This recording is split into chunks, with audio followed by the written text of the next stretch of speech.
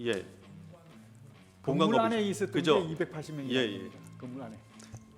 본회의장과 또 국회 관계자들의 사무실이 있는 본관 건물 안으로 한 20여 명이 들어가는 사진을 어제 봤거든요. 네. 소화기를 쏘니까 다들 이렇게 나오던데 특전사 요원들이 우리 장관님 보시기에 본관 건물 밖에 마당에 주로 있었습니까? 아니면은 본관 건물 안으로 그 많은 인원이 다 들어가 있었습니까? 280명은 본관 안쪽에 하여튼 복도든 어디 그 이쪽 곳곳에 가 있었습니다. 하십시오. 질문은 제가 그냥 하겠습니다.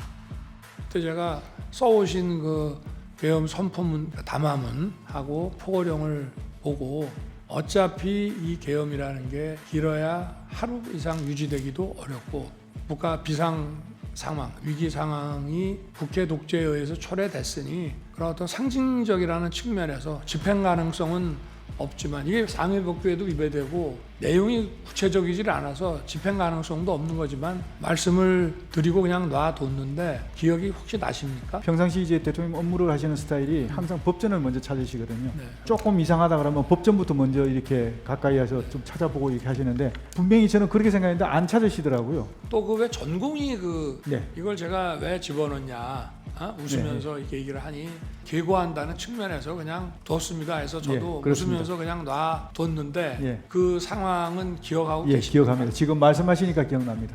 국회 독재가 이런 망국적 위기 상황의 주범이라는 차원에서 질서유지와 그 상징성 측면에서 국회군을 투입했지 않습니까? 네. 그렇기 때문에 그와 연관해서 민주당을 생각했던 것이고 예, 그렇습니다. 중앙 선관위를 스크린해보라고 했는데 저 여론조사의 그 어떤 문제점 이런 것들도 같이 있기 때문에 맞습니다. 대표적인 거로 이거를 연관해서 골랐던 거죠. 예, 맞습니다. 그 계엄 선포한 날 저녁에 그 얘기를 저한테 해서 제가 절대 하지 마라. 민주당에 보낼 거면 국민의힘도 보내야 되고 그건 안 된다 하고 꽃도 제가 자른 거 그 얘기 들으셨습니까? 네, 여론조사 꽃하고 여기 들여보내면 안 된다. 예, 나중에 지시하신 것을 네. 들었습니다. 예. 본관 건물 건물. 안에 있었던 그죠? 게 280명이다. 예. 건물 안에. 실제 수방사는 212명이 현장에 갔는데 실제 48명인가밖에 네, 못 맞습니다. 들어가고 한 50명 밖에. 그것도 그것도 예. 건물 내도 못 들어가고 그렇습니다. 경내 대기했고 그렇습니다. 나머지 병력은 담장 밖에 맞습니다. 대기하고 있었습니다. 예, 예. 저도 좀 어제 사진 보고 적었는데 그 본회의장과 또 국회 관계자들의 사무실이 있는 본관 건물이 있고요. 예. 또 국회 마당이 있고 담벼락 바깥에 또 경찰이 있었지 예, 않습니까? 예, 예. 근데 특전사 요원들이 그 본관 건물 안으로 한 20여 명이 들어가는 사진을 어제 봤거든요. 네.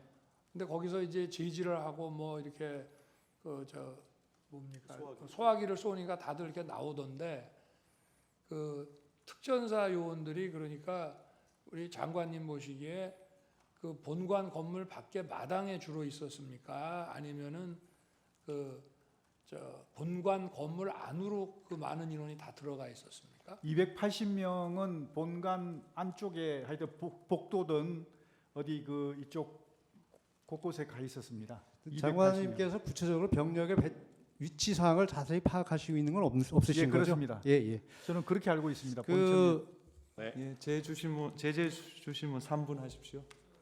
주시면은 제가 그냥 하십시오. 잠깐 하겠습니다. 그 포고령과 관련해서 그 아마 제 기억에는 12월 1일 또는 2일 밤에 네. 우리 장관께서 제 관저에 네. 그걸 가지고 오신 거로 기억이 됩니다. 네. 기억나시죠? 맞습니다. 예. 네. 그래서 그때 제가 써오신 그 계엄 선포문, 계엄 그 뭡니까 담화문하고 포고령을 보고 포고령에 뭐 사실은 법적으로 검토해서 손댈 거는 많지만 어차피 이 계엄이라는 게 길어야 하루 이상 유지되기도 어렵고 그러니까 이런 이 국가 비상 상황, 위기 상황이 국회 독재에 의해서 초래됐으니 여기 포고령 이거는 좀 추상적이기는 하지만 이론이 이런 것들이 추상적이기는 하지만 그런 어떤 상징적이라는 측면에서 집행 가능성은 없지만 이게 상위법규에도 위배되고 내용이 구체적이질 않아서 집행 가능성도 없는 거지만 뭐 그냥 놔둡시다라고 말씀을 드리고 그냥 놔뒀는데 뭐 기억이 혹시 나십니까? 예, 제가 이제 느낀 것은 네. 대통령께서 평상시보다 이렇게 좀 꼼꼼하게 안 보시는 것을 제가 느끼면서 네. 평상시 이제 대통령 업무를 하시는 스타일이 항상 법전을 먼저 찾으시거든요. 네. 뭐 이렇게 보고가 들어오거나 참모들 하면 조금 이상하다 그러면 법전부터 먼저 이렇게 가까이 해서 좀 찾아보고 이렇게 하시는데 분명히 저는 그렇게 생각했는데 안 찾으시더라고요. 네. 그래서 그렇습니다. 하여튼 이게 그 예, 어쨌든 이거는 실현 가능성, 집행 가능성이 없는데 상징성이 있으니까 놔둡시다 이렇게 얘기를 네. 한 거로 기억이 되고 예, 또 그 왜 전공이 네, 이걸 제가 왜 집어넣냐 웃으면서 이렇게 얘기를 하니 이것도 막 그런 측면에서 네. 좀 어떤 계고한다는 측면에서 그냥 뒀습니다 해서 저도 그렇습니다. 웃으면서 그냥 놔뒀는데 예, 그 상황은 기억하고 예, 계십니까? 기억합니다. 지금 말씀하시니까 기억납니다. 네. 네, 그렇습니다. 아까 삼청동 안가에서 조지호 김봉식 청장을 만났을 때 네, 그 문건을 주었고 22지 23지에서 민주당사하고 여론조사 꽃 얘기가 나왔습니다. 당초에 대통령께서는 국회와 선관위 이외에는 군대를 보내지 말라고 했다는 건 틀림없는 사실이죠. 네, 네. 근데 민주당사하고 여론조사 꽃은 장관께서 왜 그 다시 추가를 하신 거죠? 사실 그 민주당사하고 여론조사 꽃은 우선순위에서 떨어지는 것이었습니다. 예. 우선순위는 대통령 말씀하신 대로 국회하고 선관위였고요. 여기는 병력이 나중에 제한되다 보니까 나중에 이제 후속하는 인원들이 시간을 봐서 이렇게 투입하는 걸로 그렇게 생각을 했었는데 요 인원들에 대해서 나중에 결과적으로 보면 그 투입하는 과정에서 계엄이 해제돼 버렸습니다. 그래가지고 결국은 투입이 안 된 건 그런 상황이죠. 그게 제가 한번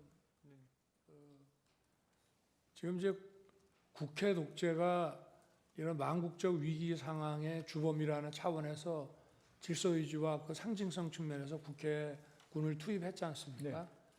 그렇기 때문에 그와 연관해서 민주당을 생각했던 것이고, 예, 그렇습니다. 그리고 여론조사 중앙선관위를 스크린해보라고 했는데 거기에는 이 부정선거의 시스템 중에 네. 한 축을 담당하는 게 여심위와 여론조사의 그 어떤 문제점 이런 것들도 같이 있기 때문에 맞습니다. 대표적인 거로 이거를 연관해서 골랐던 거죠. 예, 맞습니다. 네. 근데 그 계엄 선포한 날 저녁에 그 얘기를 저한테 해서 제가 절대 하지 마라.